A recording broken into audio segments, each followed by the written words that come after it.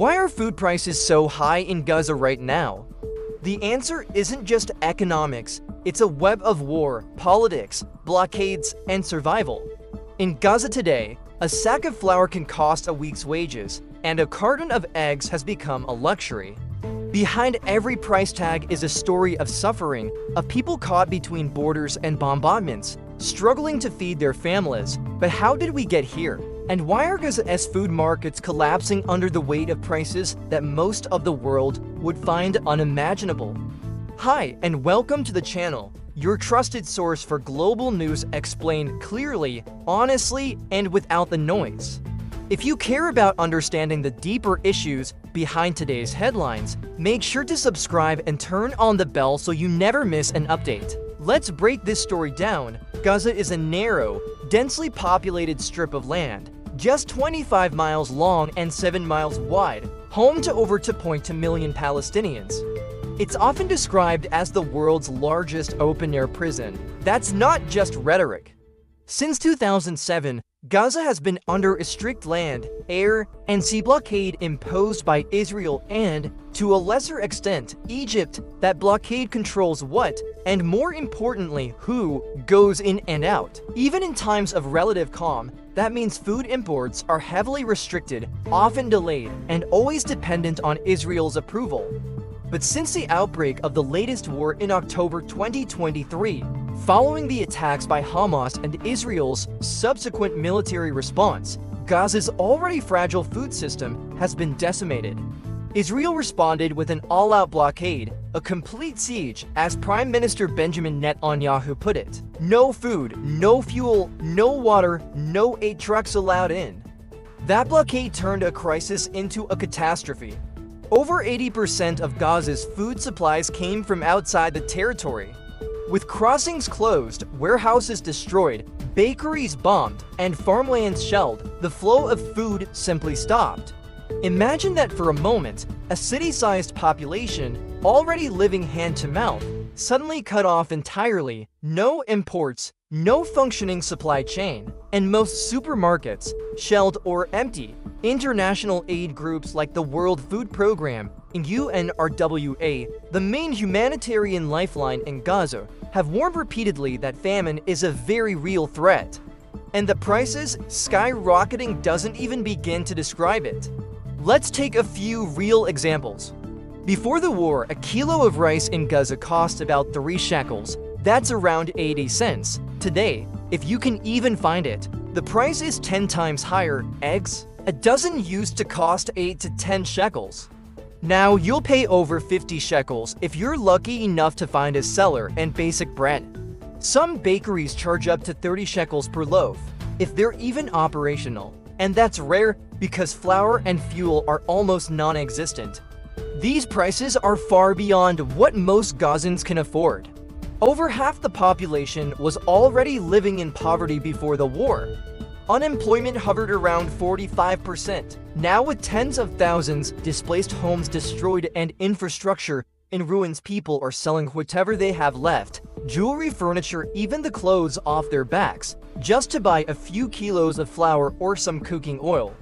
We spoke to several aid workers and residents inside Gaza, and their stories are harrowing. A father of 4 told us he eats only once a day so his children can have the little food they can find. A mother described waiting 12 hours at a food distribution point, only to be turned away when supplies ran out. And it's not just scarcity, there's also hoarding, black markets, and price gouging. In desperate times, people do desperate things. Some merchants smuggle food into Gaza through tunnels or other illicit routes, then sell it at exorbitant rates.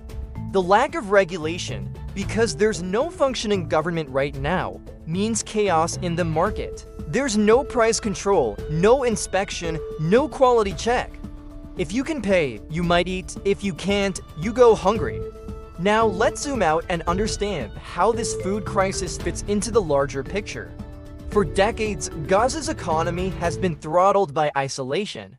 Agriculture, once a modest but vital part of Gaza's economy, has been reduced to rubble. Farms are often within the buffer zone near the Israeli border, areas regularly targeted during military operations. Farmers can't reach their land safely. Irrigation systems have been destroyed, greenhouses flattened. Fishing, too, has been nearly impossible under strict naval restrictions. All of this means Gaza is nowhere near food self-sufficiency. It is totally dependent on imports and aid, but aid is also now a political weapon. Entry of food and relief supplies is negotiated daily, often through deals brokered by Egypt, Qatar, and the US. There are reports that even when aid trucks are allowed into southern Gaza via the Rafah crossing or Kerem Shalom, distribution is hindered by damaged roads, lack of fuel, or fighting in the area. Some aid convoys have been bombed, others have been looted by desperate crowds. It's a logistical and humanitarian nightmare. Meanwhile, on the international stage, there's growing condemnation. And agencies have declared Gaza one of the worst humanitarian crises in modern history. The World Health Organization warns that prolonged starvation will lead to disease outbreaks, especially among children. Malnutrition, especially in babies and toddlers, has already reached emergency levels. Photos from hospitals show infants with sunken eyes, listless expressions, and severe wasting, signs of starvation in its most brutal form. And still, the political deadlock continues. Calls for a ceasefire have gone largely unanswered. Israel insists that aid corridors will be conditional on security guarantees. But aid agencies argue that without sustained, safe, and large-scale access, they cannot prevent mass starvation. So, what's next? Some international diplomats are pushing for a unmanaged aid corridor. Others are advocating for a humanitarian airdrop campaign, though that comes with risks and limitations. Without an immediate and lasting ceasefire, though, no solution will be enough. The prices will keep rising, the shelves will stay empty, and the human suffering will only deepen. But perhaps the most important question is, how long can a population of over 2 million people survive like this? Viewers, we want to hear your thoughts. Do you think the international community is doing enough to address Gaza's food crisis? Should more pressure be applied to open humanitarian corridors? And what should the role of regional players be in ending this blockade? Drop your thoughts in the comments below. We read everyone.